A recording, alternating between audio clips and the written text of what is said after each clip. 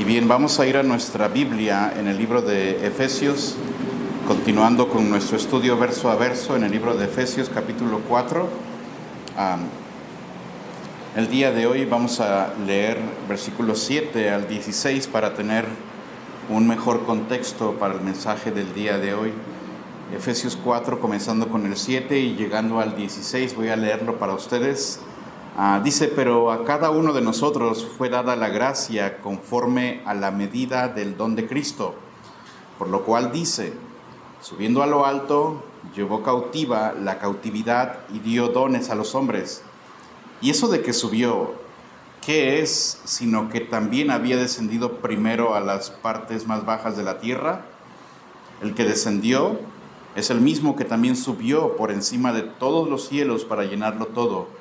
Y él mismo constituyó a unos apóstoles, a otros profetas, a otros evangelistas, a otros pastores y maestros, a fin de perfeccionar a los santos para la obra del ministerio, para la edificación del cuerpo de Cristo, hasta que todos lleguemos a la unidad de la fe y del conocimiento del Hijo de Dios, a un varón perfecto, a la medida de la estatura de la plenitud de Cristo, para que ya no seamos niños fluctuantes, llevados por doquiera de todo viento de doctrina, por estratagema de hombres que para engañar emplean con astucia las artimañas del error, sino que siguiendo la verdad en amor, crezcamos en todo en aquel que es la cabeza, esto es, Cristo, de quien todo el cuerpo, bien concertado y unido entre sí por todas las coyunturas que se ayudan mutuamente según la actividad propia de cada miembro,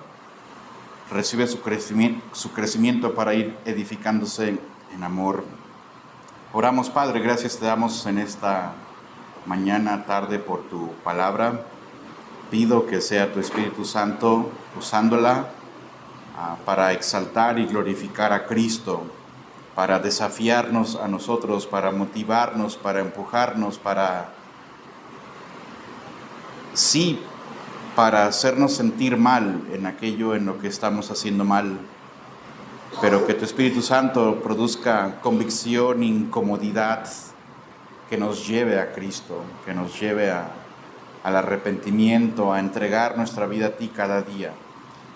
Ayúdanos como iglesia también a entender cuál es tu plan, cuál es tu propósito para nosotros, para nuestra madurez. Y ayúdanos también a involucrarnos en la iglesia para tu gloria, Cristo. Y de nuevo, si alguien no te conoce, si alguien el día de hoy no sabe en dónde estará la eternidad, que sea tu Espíritu Santo trayendo convicción y salvación. Toda la gloria para ti, Jesús, en tu nombre oramos. Amén. El domingo pasado, y haremos un resumen, espero no que sea algo breve. El domingo pasado hablamos sobre el plan de Dios para el crecimiento de la iglesia, aunque me gustaría hacer una pequeña corrección, aclaración o ajuste al enfoque de nuestro pasaje, porque el pasaje, hermanos, en sí mismo, si usted lo analiza con calma y con atención, habla de Cristo, quien es la cabeza de la iglesia, quien es el jefe de la iglesia, quien compró la iglesia con su propia sangre, y el pasaje en realidad trata de cómo Él gobierna la iglesia. Y el propósito del pasaje es apuntarnos a Cristo, crecer en madurez, y el crecimiento de la iglesia es un fruto, es un resultado de una iglesia madura que está apuntando a Cristo. Y estamos en Efesios capítulo 4, el día de hoy veremos los versículos 14, 15 y 16, pero antes permítanme hacer un resumen de lo que vimos la semana pasada, comenzando con el versículo 7. Y la semana pasada dijimos varias cosas. Dijimos, número 1, que Cristo nos dio algo a todos. Romanos 12 habla de dones espirituales que todos recibimos. Primera de Corintios 12 habla de dones también que cada creyente recibió. Primera de Pedro 4 y Efesios 4. Y la Biblia es clara al decir que cada uno de nosotros recibió algo. Y necesito hacer ese énfasis, poner un acento el día de hoy en que no existe ningún creyente verdadero que se quedó fuera de la repartición. Si tú has creído en Cristo, Él es tu Señor y tu Salvador, Él te ha dado algún don, te ha dado habilidades a través de su Espíritu Santo para servir al pueblo de Dios, servirle a Él a través de servir a la iglesia. Nadie puede el día de hoy decir, yo no sirvo en nada en la iglesia.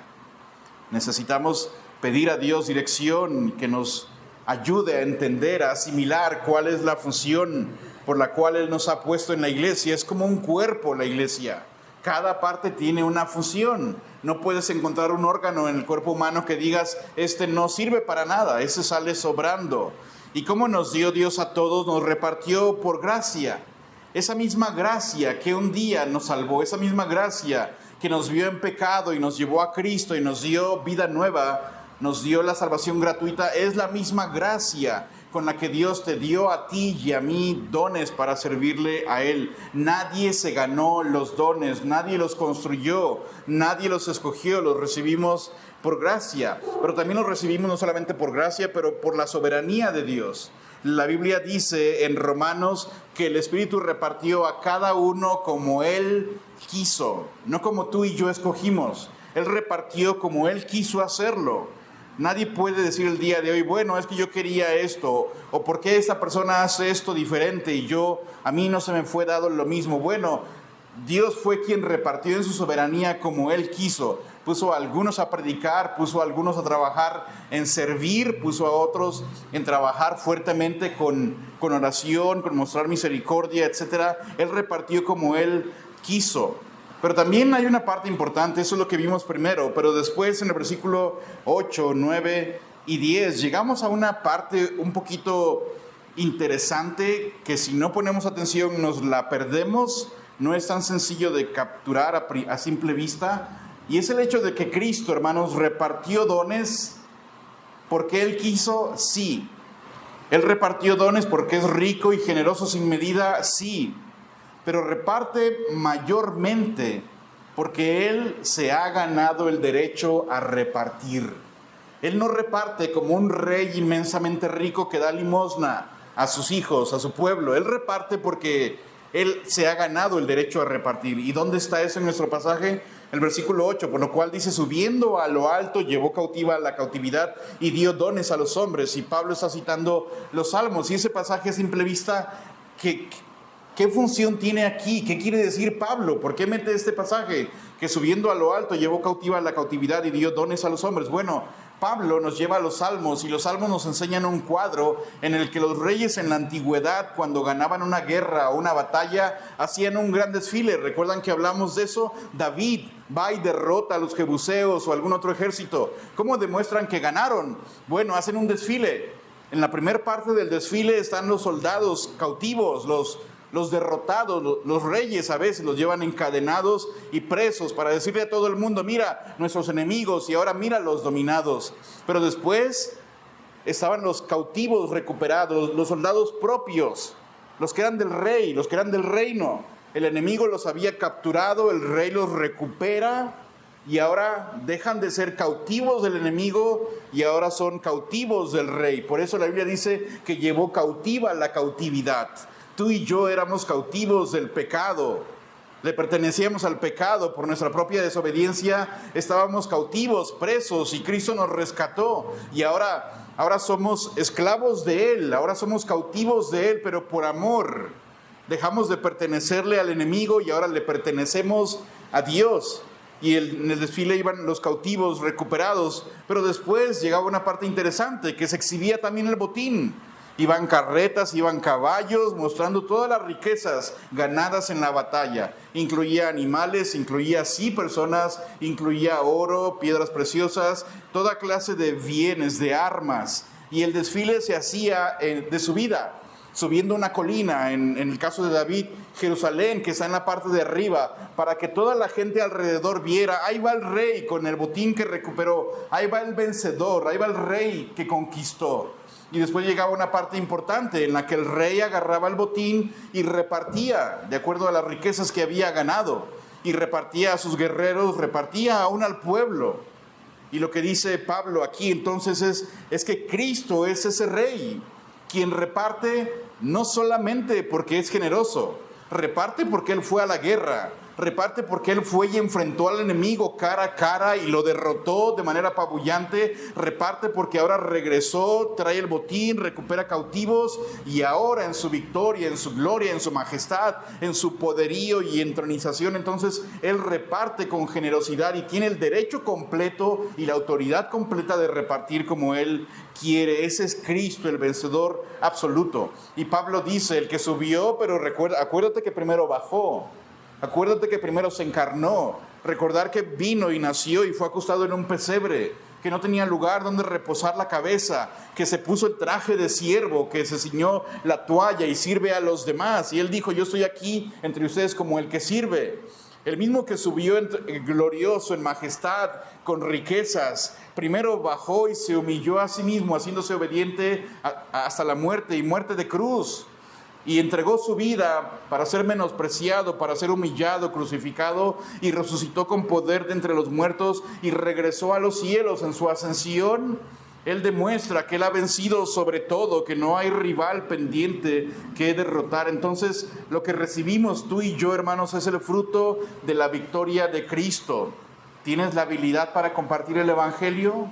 ¿Tienes la habilidad para enseñar? Dios te ha puesto a ti una carga especial por orar por enfermos, por necesitados. Dios te ha puesto a ti la generosidad para ayudar a gente en necesidad. Dios te ha puesto a ti la carga de servir a cualquier persona de cualquier manera. Dios te la regaló, pero Dios te la regaló porque Él fue a la batalla, ganó, sangró, entregó su vida y salió vencedor. Te repartió algo en base a su victoria. Entonces no menospreciar lo que Dios te permite hacer para Él, ni menospreciar lo que ves que Dios le ha dado a otros. Entonces Pablo dice, mira, Dios nos dio algo a todos. Segundo, la autoridad con la que Él nos ha dado venció. Pero después, en el versículo 11, Pablo es más específico, nos dio a todos algo. Pero ¿sabes algo más? Dios también le dio un regalo especial a la iglesia. El versículo 11, y Él mismo constituyó a unos apóstoles, a otros profetas, a otros evangelistas, a otros pastores y maestros. En el versículo 11 entonces Pablo retoma el tema de los dones. Dios le dio a todos, sí, a todos recibimos algo, pero aquí Pablo es más específico. Dios le dio regalos específicos a la iglesia, y esos regalos, esos dones que Dios dio a la iglesia son personas, son líderes. Son personas que sirvieron a la iglesia y algunos lo sirven. Y entre los dones, dice Pablo, Dios le dio a la iglesia apóstoles y profetas. Y apóstoles y profetas que cumplieron funciones específicas para un tiempo específico, para una tarea específica. Y una vez que la palabra de Dios tenemos la revelación completa, y una vez que los cimientos, los fundamentos de la iglesia y los cimientos se ponen una sola vez, una vez que tanto profetas y apóstoles cumplen su función, la iglesia es establecida, el canon de la Escritura queda cerrado, la función de apóstoles y profetas llega a su final, se completó. Entonces Dios dio apóstoles y profetas, pero luego y siguen vigentes los evangelistas, que es personas que llevan el evangelio a cualquier lugar, que comparten el evangelio en algún país, en alguna ciudad, en alguna comunidad en particular, donde quiera que están. Dios les ha dado una carga especial para compartir el evangelio. Donde ves tú a un hombre compartiendo el evangelio en las calles, en un hospital, en una colonia, en otro país, en un pueblo no alcanzado, esa persona es un regalo de Cristo a la iglesia y al mundo. Pero después Pablo avanza, apóstoles y profetas, evangelistas, pero también pastores y maestros. Y pastores y maestros es un mismo oficio con dos funciones diferentes. Un pastor que pastorea y enseña el mismo oficio. Por un lado pastorea, cuida las ovejas, las alimenta, las lleva al pasto. Y por otro lado enseña, instruye. Y el punto, hermanos, es que Cristo gobierna la iglesia. ¿Cómo Cristo gobierna la iglesia? No porque dio una institución y seguimos la instrucción de una institución, una madre central que nos dice qué hacer. No, Cristo gobierna la iglesia a través de líderes que Él mismo constituyó en la iglesia. Y tenemos los pastores y maestros.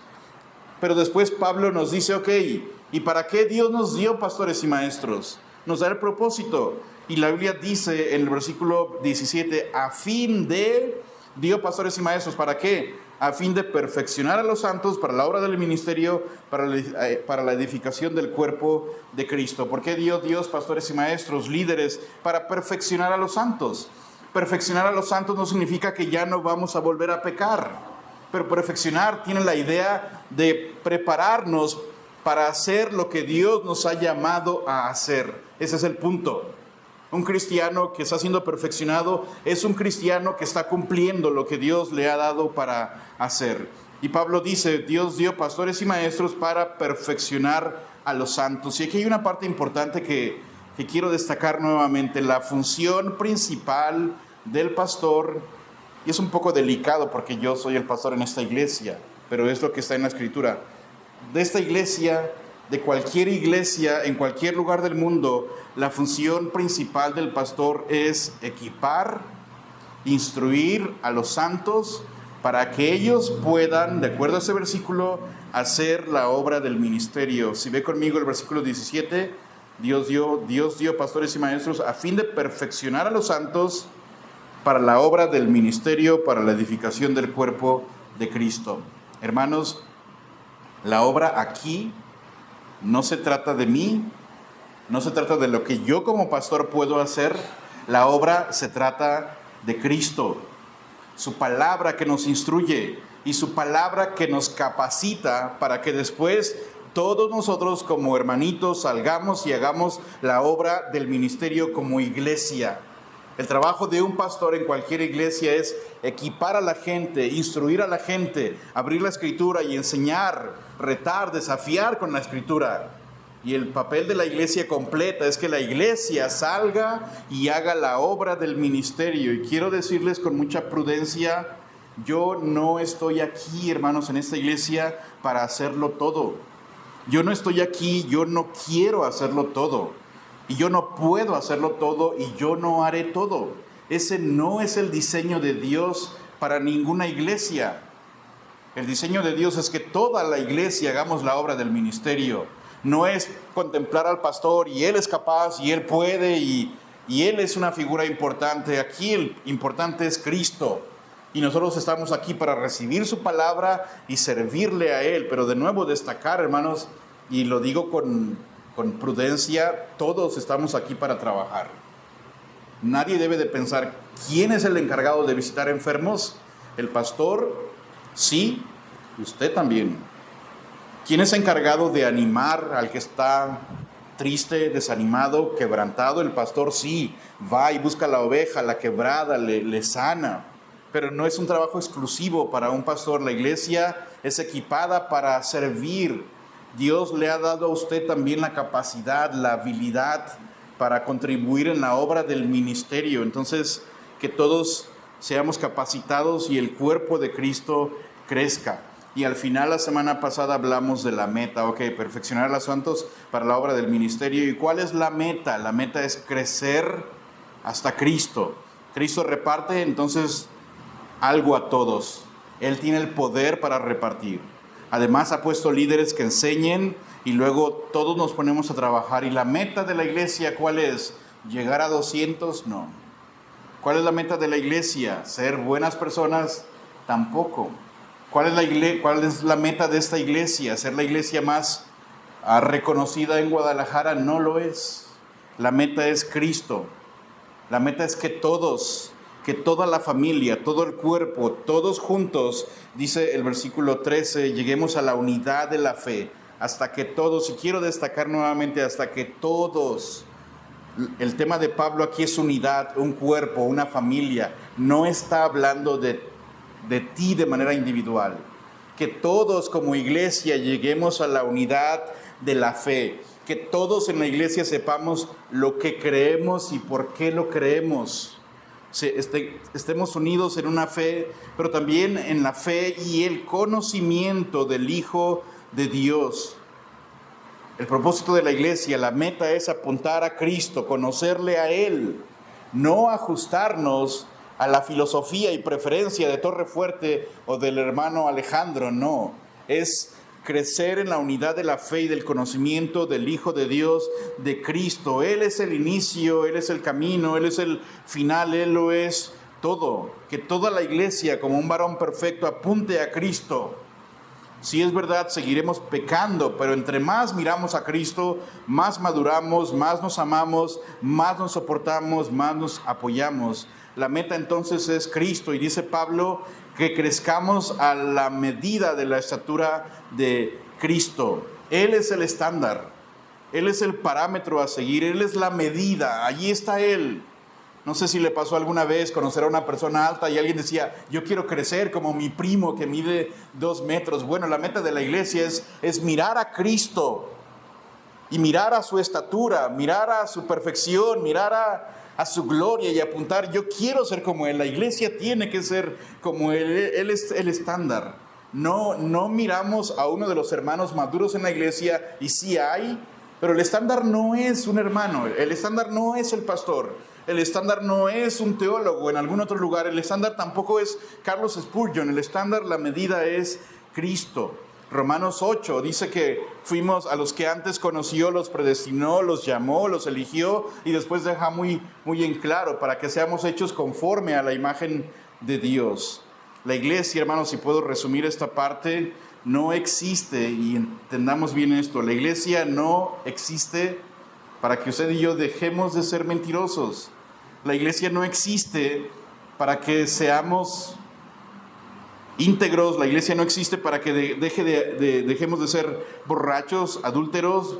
La iglesia no existe para crear mejores familias. La iglesia no existe, su propósito no es crear mejores esposos, crear cristianos teológicamente sólidos. La iglesia existe para producir personas que se parezcan cada día más a Cristo. Ese es el fin de la iglesia. Crear personas, producir personas que cada día se parezcan más y más a Cristo. Y eso va a producir que seas menos mentiroso, que te alejes de hábitos pecaminosos, que seas un mejor esposo, que seas un trabajador. Y Dios dio dones, pastores, habilidades, edificio, herramientas, pero el destino final, el destino supremo es Cristo. ¿Y qué sigue ahora? Versículos 14 y 16, que no es muy largo en realidad. Pablo hace algo muy interesante. Si usted pusiera atención, Pablo en realidad va de su vida apuntando a Cristo, ser como Cristo, madurar como Cristo, a la estatura de Cristo. Él lo es todo. Una cosa está clara en la mente: Cristo, madurar es ser más como Él. Pero ahora lo que hace Pablo es, en lugar de seguir de su vida, dice, hey, espérenme, tiempo, hay que ver el otro lado de la moneda. Pablo nos da una advertencia seria. Es como dijera, hey, Alejandro, hey, iglesia, ¿ya vieron a dónde vamos? Ahora déjenles enseño lo que pasa cuando no apuntamos a Cristo. Ahora Él nos da una advertencia severa y muy necesaria. ¿Qué pasa cuando una iglesia, en vez de apuntar a Cristo, apunta a sí mismo o apunta a otras cosas? Lo que va a suceder es inmadurez. Y lo vamos a ver en el versículo 14, y aquí retomamos nuestro pasaje. Versículo 14, la inmadurez y sus consecuencias. Una iglesia que no apunta a Cristo va a caer en inmadurez, y la inmadurez tiene consecuencias. Versículo 14, para que ya no seamos niños fluctuantes, llevados por donde quiera de todo viento de doctrina, por estratagema de hombres que para engañar emplean con astucia las artimañas del error. Pablo usa la palabra niños, y la palabra niños que usa aquí se refiere no a adolescentes, no a niños medianos, pero a infantes, a chiquitos. Se refiere a niños que aún no han desarrollado la habilidad y la capacidad de discernir y no se pueden sostener a ellos mismos. Y Pablo, de hecho, ha usado la palabra niños en otras veces en la Biblia, y cada vez que Pablo se refiere a los creyentes como niños, nunca lo hace con ternura, nunca lo hace para decir, ¡ay, qué bonitos los niños! Siempre lo hace como, por favor, estamos actuando como niños pequeñitos. 1 Corintios 3:2, Pablo le dice a la iglesia en Corinto, les dice, no pude hablarles como espirituales, les tengo que hablar como a carnales. Y Pablo dice, les tuve que hablar como a niños en Cristo. Os di a beber leche y no vianda, no carne. Pablo dice, les tuve que dar leche nuevamente, no les pude dar un alimento sólido, porque no eran capaces. En la iglesia de Corinto, la inmadurez llevó a la iglesia a divisiones, envidias, y una iglesia que no podía procesar el alimento sólido. Después en el libro de Hebreos tenemos un pasaje parecido, pero el pasaje de Hebreos duele en verdad cuando uno lo lee. En Hebreos dice, debiendo ya ser maestros después de tanto tiempo, tenéis necesidad de que se os vuelva a enseñar cuáles son los primeros rudimentos de las palabras de Dios y habéis llegado a ser tales que tenéis necesidad de alimento, de leche y no de alimento sólido. Y todo aquel que participa de la leche es inexperto en la palabra de justicia porque es niño. ¿Qué está diciendo el autor de Hebreos? Mírate, hermano, tú ya llevas tantos años en el Evangelio. Después de tantos años, tú ya deberías de ser maestro. ¿Y cuál es el problema? Que actúas como niño. Tienes necesidad de volver de nuevo como al ABC del cristianismo. Es como agarrar a un hombre que ya tiene buena edad y tantos años de supuestamente haber estudiado y al final tenemos que regresar de nuevo a ver, mire, una bolita y un palito forman la letra A. Si juntas la M con la A, dice ma y lo repites, mamá. Y a ver, vamos a repasar la tabla del 2. 2 por 1 es lo que está diciendo el escritor de Hebreos. Después de años tú ya deberías de ser maestro y necesitas regresar de nuevo a las lecciones básicas y fundamentales. No puedes procesar el alimento sólido. Y cuando la Biblia se refiere a creyentes como niños, no lo hace, repito, de forma cariñosa. Lo hace como, ¿en serio? Tantos años en el cristianismo y estamos lidiando con cosas de niños, ese es el punto. Y hay creyentes, hermanos, que después de años en la fe todavía no pueden procesar alimento sólido. Hay cristianos que después de años en la fe lidian para entender el libro de Romanos o es como, qué aburrido, no aguanto esto. Esto no es normal. Eso es realmente un problema. Pero después Pablo dice, para que no seamos niños, pero no solamente niños, pero fluctuantes. La palabra fluctuantes, de hecho, es una palabra que viene del lenguaje marítimo, de una barca, de una pequeña embarcación en medio del mar y las olas lo están sacudiendo para allá, para acá. Una barca pequeña que no tiene timón, no tiene dirección, no tiene piloto, las olas, el viento la sacude por todas partes. La falta, dice J.C. Ryle, que la falta de doctrina sólida no produce humildad, no produce madurez. El creyente sin raíces doctrinales simplemente es muy vulnerable. Pablo dice, hey, hermanos, si no apuntamos a Cristo, vamos a terminar siendo como niños chiquitos que no pueden con la doctrina. Y viene un viento y te lleva por aquí, viene un viento y te lleva por allá. Y note que también Pablo dice, llevados por donde quiera por todo viento de doctrina. No solamente es cualquier viento, pero viento de doctrina. Olas que vienen y sacuden, pero también todo viento de doctrina. Y aquí Pablo deja ver claramente, hermanos, que no todo lo que se llama doctrina cristiana realmente lo es. Hay corrientes, hay enseñanzas el día de hoy en otros lugares que suenan al Evangelio, pero no lo son. Que usan el lenguaje de la Biblia, pero no tienen a Cristo. Prometen crecimiento, pero lo que producen es estancamiento espiritual. El creyente maduro puede evaluar todas esas corrientes, puede evaluar lo que llaman doctrina, lo que se llama el Evangelio, y como conoce la palabra de Dios puede distinguir eso está mal.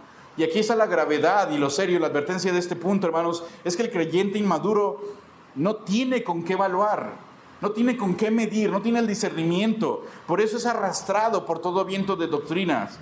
Y Pablo ya había hablado de esto en Hechos 20. En Hechos 20, de hecho, Pablo se despide de los ancianos de Éfeso, curiosamente esta misma iglesia. Y Pablo en Hechos 20 les dice, porque yo sé que después de mi partida entrarán en medio de vosotros lobos rapaces que no perdonarán al rebaño.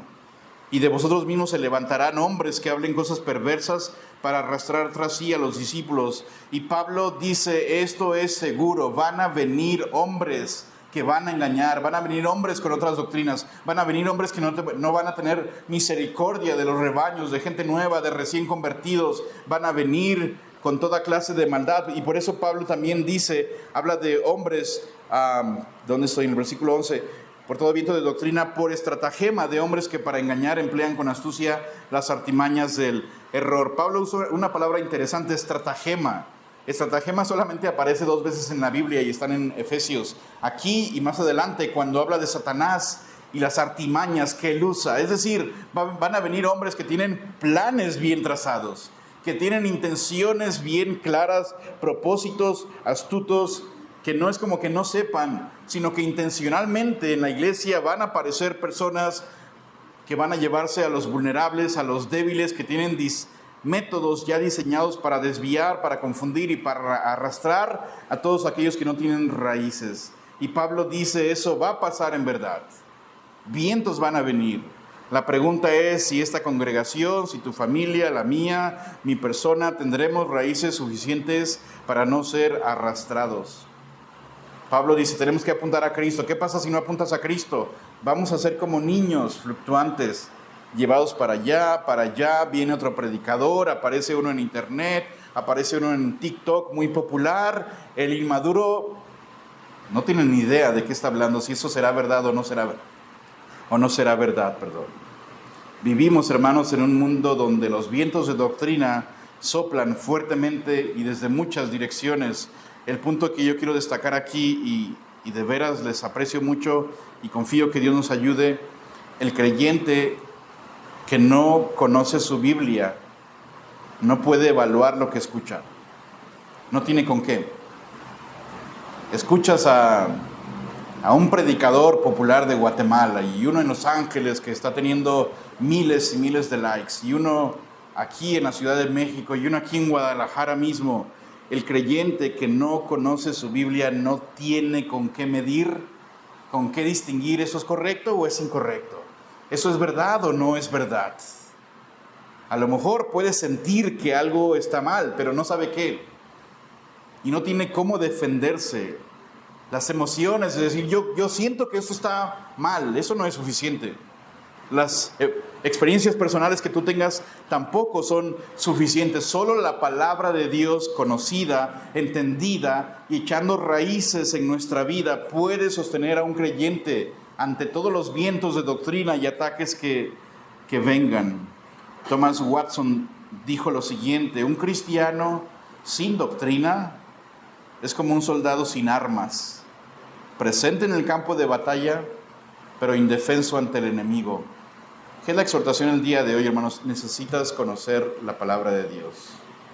De lo contrario, seremos como niños, ahí van, sube y baja, inestables. Viene alguien y nos dice una cosa, qué bonito, ¿qué está diciendo? No tienes discernimiento. Y eso es grave, eso es serio, porque te vuelves vulnerable a toda clase de doctrina errada.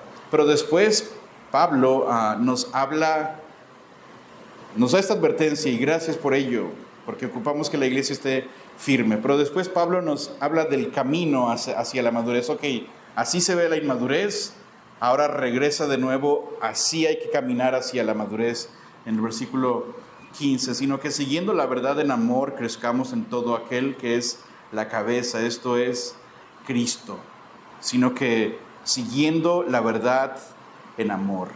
Lo primero que hay que notar aquí es siguiendo la verdad. Y Pablo no está hablando solamente de decir la verdad. Y no solamente está diciendo di la verdad siempre, pero cuando dice siguiendo, en realidad la palabra implica vivir la verdad. Implica un estilo de vida, no de alguien que dice la verdad, pero alguien que en todo lo que hace actúa con la verdad, actúa alineado con la verdad. No solamente es decir la verdad, no solamente es conocer la verdad, es la verdad que impregna toda tu vida, el hablar, el actuar, el relacionarse con otros. Y Pablo acaba de hablar del engaño, de la astucia de algunos que van a hacer caer a los débiles, a los inmaduros, a los inestables. Ahora Pablo habla del lado contrario, la verdad, pero la verdad del Evangelio, la verdad de la palabra de Dios, la verdad de que Cristo murió y resucitó conforme a las Escrituras, esa verdad. Y necesitamos estar arraigados a la verdad porque es la única ancla firme que tenemos contra los ataques, contra las falsas doctrinas. Y una iglesia, hermanos, que no está arraigada a la doctrina correcta, no va a poder crecer porque no sabe en quién está creciendo. Pero es interesante que Pablo dice, mira, necesitamos seguir la verdad, arraigarnos en la verdad. Vas al trabajo, estás vestido con la verdad del Evangelio. Tienes un tema en tu casa, sigue la verdad. Tienes un tema, no sé, con tu jefe, con tu vecino, con el gobierno, lo que sea. Pablo dice, necesitamos caminar hacia la madurez. ¿Y qué es eso? Seguir la verdad, vivir la verdad, impregnarse en la verdad.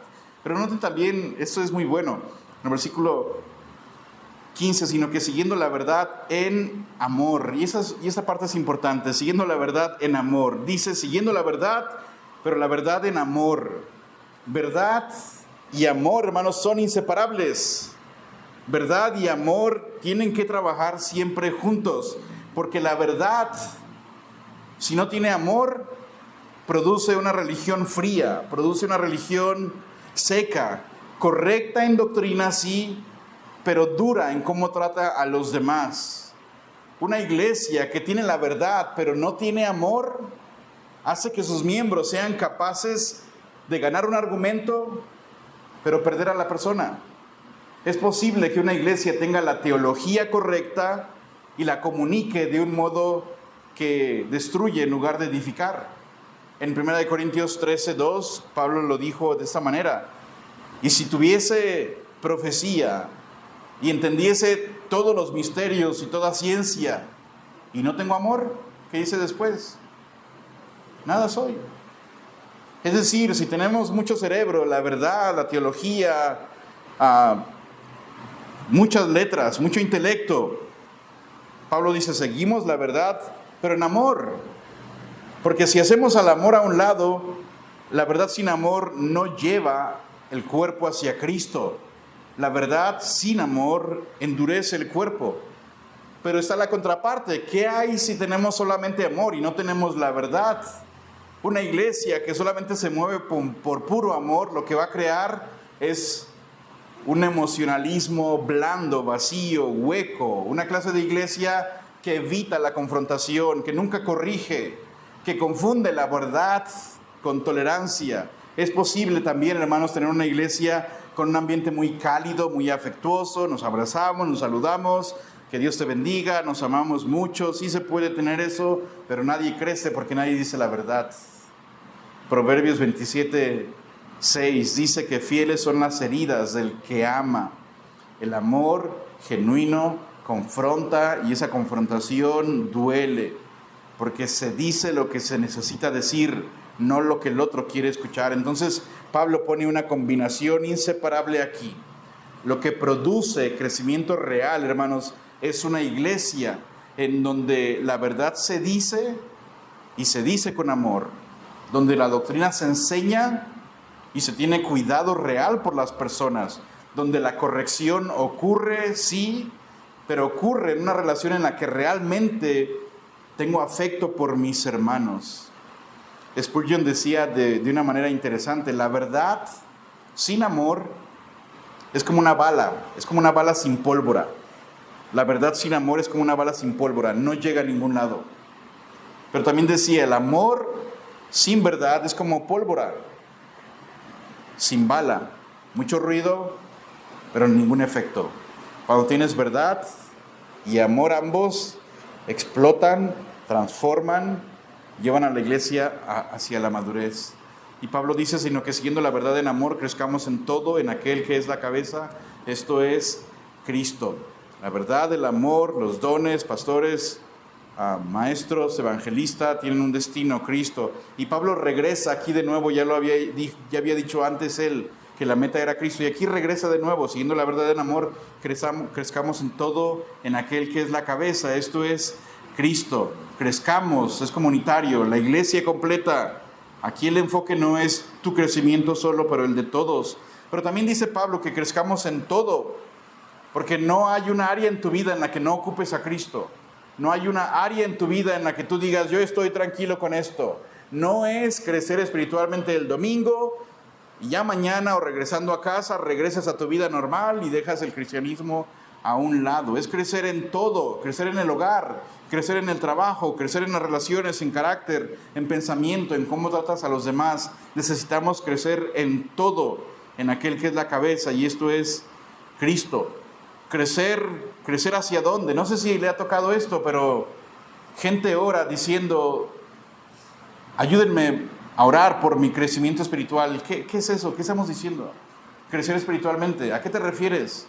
Yo recuerdo a mis hijas, sobrinos, cuando eran muy pequeños y oraban, pido que oren por mi vida espiritual. ¿A qué te refieres? ¿Leer más la Biblia? ¿Orar más? Pablo nos deja muy en claro lo que es crecer espiritualmente. Es crecer a la imagen de Cristo. Crecer espiritualmente no es que leas mucha Biblia, te la aprendas y llenes tu mente, eso es parte de. Pero cuando hablamos de crecer, estamos hablando de apuntar a Cristo y ser más como Él cada día. Cuando te retiras a tu cuarto o a algún lugar a orar, a tener tu tiempo devocional, la meta no es tanto intelectual, es ayúdame el día de hoy a ser más como Cristo en mi trabajo. Ayúdame el día de hoy a reflejar más a Cristo en cómo trato a mi esposa en mi propia casa, en cómo doy un ejemplo a mis hijos, en cómo les instruyo, en cómo uso mi dinero, en todo. Juan 15:5, yo soy la vid. Cristo dice, vosotros los pámpanos, las ramas, el que permanece en mí y yo en él, este lleva mucho fruto. Y después dice claramente, separados de mí no puedes hacer nada. ¿Qué es crecer entonces? Es estar arraigados a Cristo, es depender de Él. Y Pablo lo deja muy, muy en claro. Seguimos la verdad en amor, crecemos en Cristo, que Él es la cabeza, apegados a Él. Solamente entonces logramos crecimiento. La madurez, hermanos, en la iglesia, la madurez en el cristiano, entonces no se mide por cuánta doctrina, por cuánto conocimiento tienes, sino por cuánto amor tienes mientras enseñas y dices la doctrina. Ambas cosas, verdad y amor, y crecemos, maduramos, verdad y amor. Y Pablo termina esa sección con el versículo 16, hablando del cuerpo, de quien todo el cuerpo, dice el versículo 16, todo el cuerpo bien concertado y unido entre sí por todas las coyunturas que se ayudan mutuamente según la actividad propia de cada miembro, recibe su crecimiento para ir edificándose en amor, de quien todo el cuerpo de Cristo, el cuerpo no se organiza solo, el cuerpo no crece de manera independiente, no genera su propio crecimiento, el crecimiento viene de Cristo, de quien todo el cuerpo, dependiendo de la cabeza, entonces crece. El crecimiento lo da Dios, no un plan humano, no un hombre que es popular. Cristo es la fuente, Cristo es la cabeza. Separados de Él, como dice Juan y ya lo dijimos, no se puede hacer nada. Entonces Pablo dice, bueno, todo el cuerpo tiene que depender de la cabeza para su crecimiento. Pero ahora, ¿cómo funciona el cuerpo? Dice el versículo 16, de quien todo el cuerpo bien concertado y unido entre sí. Y aquí hagamos una pausa, 2 palabras, todo el cuerpo bien concertado y unido. La palabra concertado, de hecho, viene de un lenguaje de arquitectura. No sé si alguno de ustedes alguna vez armó Legos, un carrito, una casita, una figurita de muchas piezas, o un rompecabezas, o alguna estructura en la prepa o en la universidad, o no sé, cualquier cosa. El punto de Pablo, la palabra concertado, es que todas las piezas están en su lugar. Ves un tornillito aquí, este va aquí. Si lo pones en otro lado, no funciona. No te tienen que sobrar piezas. O armas algo, toda la estructura ahí va. Vas armando un carrito o algo. Aquí es esta pieza, las llantitas, todo va en su lugar perfecto. O un rompecabezas, lo vas armando. La idea, el punto de Pablo es que todo el cuerpo está como si fuera un proyecto arquitectónico bien formado.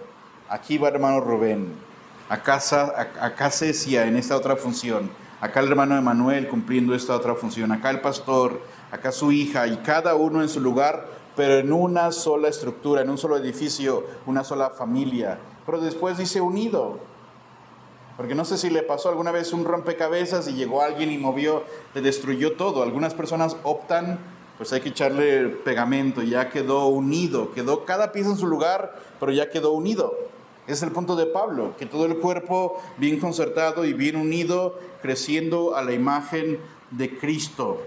Y después Pablo sigue hablando de coyunturas y pasa de hablar de un lenguaje de arquitectura a uno de anatomía, hablar de coyunturas, de ligamentos, de articulaciones. ¿Sabe que el cuerpo humano tenemos muchos ligamentos? Hay quien es especialista en eso, pero el cuerpo humano, hermanos, tiene ligamentos, tiene coyunturas que hacen que el cuerpo tenga movimiento. Piensa en su mano, observe su propia mano. ¿Sabe que para hacer un un like. Gracias. Note cómo sus dedos se doblaron aquí. Note solamente un dedo. Se dobla aquí, aquí y aquí, y acá hay ligamentos. Y yo tengo la mano en esta posición. ¿Sabe que hay todo un mundo de ligamentos y coyunturas que hacen que el movimiento sea posible? Si no tuviéramos ligamentos, es como juntar un huesito con el otro. ¿Y cómo se van a mover? Piensa en la quijada para masticar, para hablar. Si usted no tiene ligamentos, no tienes más que un hueso y aquí uno arriba y uno abajo. ¿Cómo los vas a mover?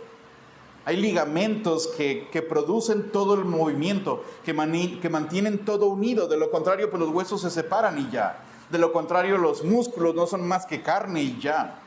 Hay ligamentos que mantienen todo el cuerpo unido, que hacen que el cuerpo funcione de manera correcta. Pablo está diciendo que en el cuerpo de Cristo hay conexiones, hay relaciones, hay ministerios, hay funciones que mantienen la unidad, que permiten el movimiento coordinado del cuerpo, y esas articulaciones se ayudan mutuamente. Hay una interdependencia en el cuerpo de Cristo, en la iglesia.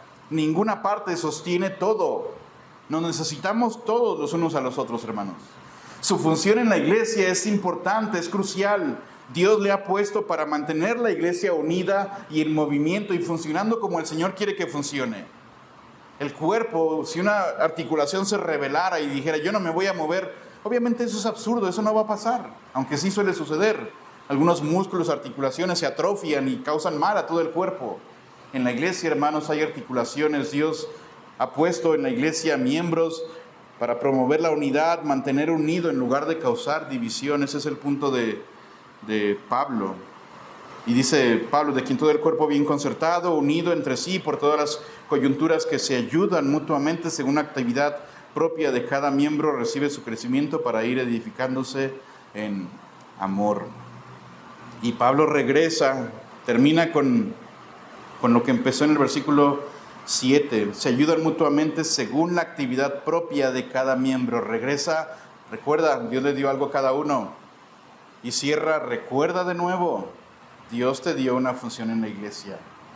El cuerpo va a funcionar, se va a mover, va a crecer, va a madurar, y nuestra función es apuntar a Cristo, cumplir el propósito por el cual nos ha puesto en el cuerpo para funcionar de manera correcta. Y la iglesia entonces recibe su crecimiento para ir edificándose en amor. Ese es el cierre de todo el argumento de Pablo. Cuando todo funciona como Cristo lo planeó, como Él lo estableció, entonces Cristo como cabeza, las partes ensambladas, los ligamentos sostienen la unidad, cada miembro activo en su función, ¿qué va a pasar? El resultado es crecimiento y edificación.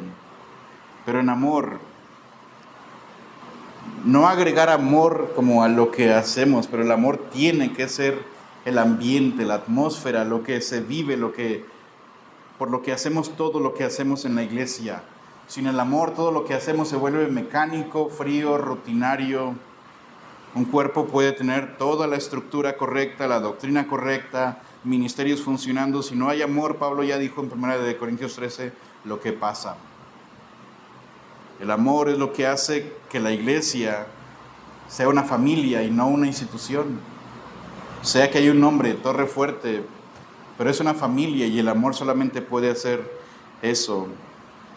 Pedimos a Dios, rogamos a Dios entender este pasaje y solo repaso y terminamos aquí. Cristo dio algo a cada uno, a ti te dio algo.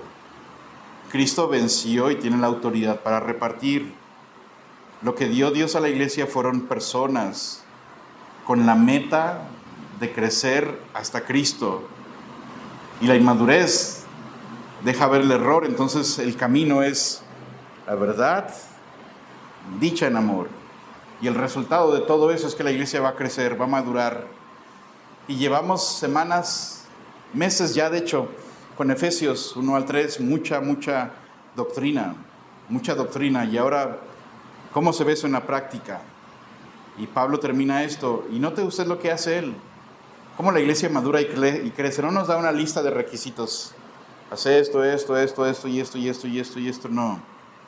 Lo que nos da es un cuerpo vivo, un cuerpo conectado a la cabeza que es Cristo. una iglesia en donde cada parte funciona y se edifica en amor. Vamos a orar y después vamos a tener tiempo para la cena del Señor, recordar lo que Cristo ha hecho por nosotros.